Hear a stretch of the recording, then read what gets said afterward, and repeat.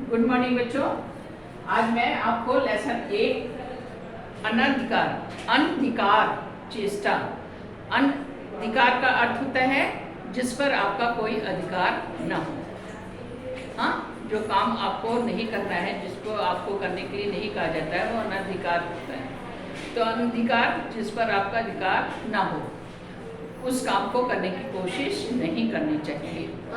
तो अनधिकार चेष्टा पाठ 8 पहले मैं रीडिंग कराऊंगी, उसके बाद जो है आपको बताऊंगी कि क्या क्या करना है। चीर एक शहतूर अधूरा, कील बीच में फांस, गया हुआ था कारीगर घर लेने सुख की सांस। आया वानर एक कहीं से, फिरता फिरता हार, हुआ कुतूहल उसको भारी, अटकी कील निहार। निहार का अर्थ होता है देखकर, कुतूहल का अर्थ होता है जिज्ञासा, आश्चर्य। लेकर जरा न दम, न सोचकर भले बुरे की बात, बानर था ही लगा मचाने बानर सा उत्पात। बंदर कैसा होता है? उत्पात होता है, उसको सोचने समझने की बुद्धि नहीं होता है। अब इन पंक्तियों में बताया गया है कि लकड़ी के एक गट्ठ में, लकड़ी का एक गट्ठा, लकड़ी का बहुत बड़ा गट्ठा, उसमें एक चीर लगी हुई थी, यानी आधा उसमें कटा हुआ था, आधा कटा था आधा नहीं कटा था।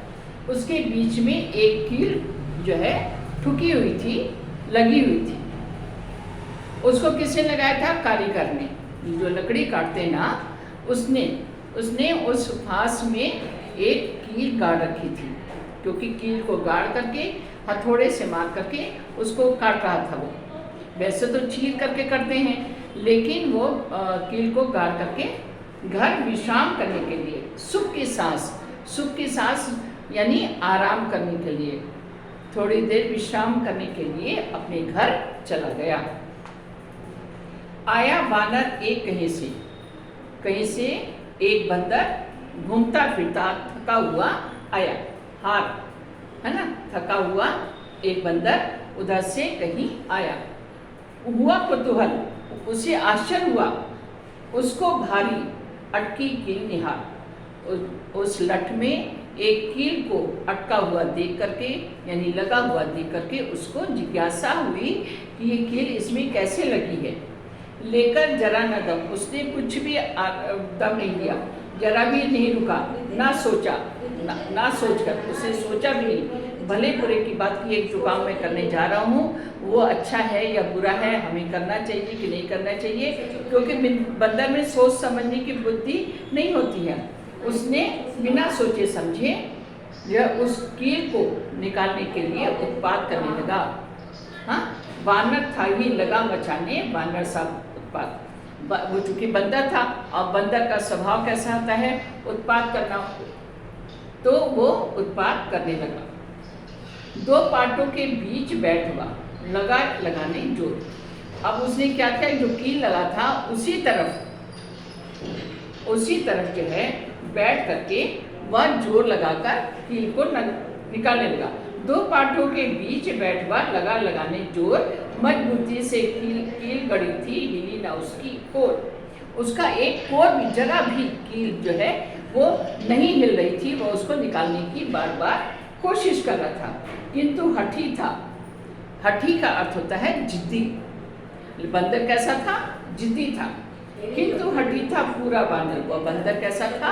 जिद्दी था। वह पूरा वीर और बहुत ही बहादुर था। दांत किटकिटाकर खींचा, उसे जोर से अपने दांतों को किटकिटाते हुए कील को ऊपर की ओर खींचा। उस पूरा हिला शरीर, अपने शरीर की पूरी ताकत से उस कील को निकालने की कोशिश की। निकली कील, जब जोर लगाकर बंदर ने कील को खींचा तो कील निकल गई। चूंकि बंदर उसी तरफ बैठा था जिस सब चीर लगी थी, जिस सब कट लगा था, तो अचानक जब कील निकली तो उसकी जो पूंछ थी वो दो पाटों के बीच में फंस गई। कोई मुफ्त में बेचारे की हड्डी पसली चूर, जिससे कि उसकी जो है हड्डी पसली चूर हो गई। औरों के कामों में हरदम टांग अड़ा बेकार। इसलिए कवि का कहना है कि कभी भी दूसरों, औरों का अर्थ होता है दूसरों के कामों में हमेशा टांग अड़ाना बेकार होता है। दखल देना, टांग अड़ाना दखल देना बेकार होता है। सच है तड़प तड़प कर देते अपनी जान गंवा। जो मूर्ख, गंवा का अर्थ होता है मूर्ख। जो मूर्ख लोग होते हैं वो बंदर की तरह तड़प तड़प कर अपनी जान दे देते हैं, अपनी जान गंवा देते हैं। ये है, मैंने होमवर्क में भी आपको पाठ का सारांश दिया है। जो मैंने बोला इसी तरह जो है आप पाठ का सारांश लिखेंगे। अब फर्स्ट बीट में मैंने लिखा है मीनिंग, शब्दार्थ। तो शब्दार्थ पहला दिया है शब्दार्थ, शहतीर, लकड़ी का लट्ठा, बानर, बंदर, कुतूहल, आश्चर्य, निहार, देख, उत्पात, उपद्रव, कोर, किनारा, टांग अड़ाना, दखल देना, गंवार, मूर्ख, हरदम, हमेशा। तो आप सबसे पहले अपने क्लास में डेट लिखेंगे। डेट लिखेंगे और लिखेंगे लेसन 8। लेसन 8 आप, मैं भूल गई यहाँ लिखना। लेसन 8 आपको लिखना है ये अनधिकार चेष्टा। अनधिकार चेष्टा, ये पाठ का नाम लिख लीजिएगा। लेसन 8 लिखने के बाद नीचे आप लिखेगा अनधिकार चेष्टा। उसके बाद आप ये फर्स्ट बिट लिखेंगे शब्दार्थ। शब्दार्थ के बाद फिर आप प्रश्नों के उत्तर लिखेंगे नेक्स्ट पेज पर। उसी के नीचे नहीं लिखना, नेक्स्ट पेज पर आप लिखेंगे प्रश्नों के उत्तर। फर्स्ट प्रश्न है कारीगर घर क्यों गए? उसका आंसर है कारीगर सुख की सांस अर्थात थोड़ा आराम करने के लिए घर को गए। सेकंड क्वेश्चन, बंदर ने क्या देखा? बंदर ने खिरे हुए लकड़ी के एक लट्ठे में एक कील देखी। एक लट्ठ था, मोटा सा लकड़ी का लट्ठा, उसमें चीरे हुए लकड़ी के लट्ठे में एक कील को देखा। उसे आश्चर्य क्यों हुआ? लट्ठे में अटकी कील को देखकर बंदर को आश्चर्य हुआ कि ये कील कहाँ से आई है, किसने इसको, उसको तो मालूम नहीं है क्योंकि उसको सोचने समझने की बुद्धि तो होती नहीं है। उसको कील को देख करके उसे आश्चर्य हुआ। वह क्या निकालना चाहता था? वह लट्ठे से कील को निकालना चाहता था। क्वेश्चन 5।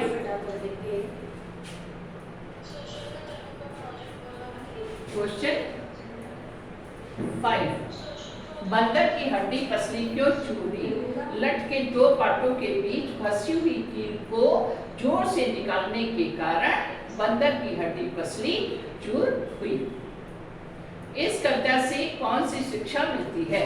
इस कविता से हमें यह शिक्षा मिलती है कि हमें व्यर्थ में दूसरों के काम में टांग नहीं अड़ाना चाहिए। ये आपके क्वेश्चन है, 6 क्वेश्चन है। 6 के मैंने आंसर लिख दिए। होमवर्क में आपको दिया है कविता का सारांश अपने शब्दों में लिखिए आप क्वेश्चन आंसर। फिर उसके बाद जो है ये वाक्य प्रयोग। वाक्य प्रयोग लिखने के बाद आप पाठ का सारांश लिखेंगे। वाक्य प्रयोग लिखने के बाद आप पाठ का सारांश लिखेंगे। तो वाक्य प्रयोग क्या है? अधूरा। आप अपने ओन से भी बना सकते हैं, ऐसा कुछ भी नहीं कि आप बुक से ही देख करके लिखें। तो अधूरा, अधूरा, हमें कोई भी काम अधूरा नहीं छोड़ना चाहिए। कारीगर, कारीगर अपने घर आराम करने गए थे। बीच, हमें बीच में कोई काम नहीं छोड़ना चाहिए। वानर, वानर नटखट होता है या वानर उपद्रव मचाता है। हरदम, हमें हरदम शोर नहीं मचाना चाहिए। ये आपका वाक्य प्रयोग है। इसको वाक्य प्रयोग लिखने के बाद आप कर्ता का सारांश लिखेंगे। धन्यवाद।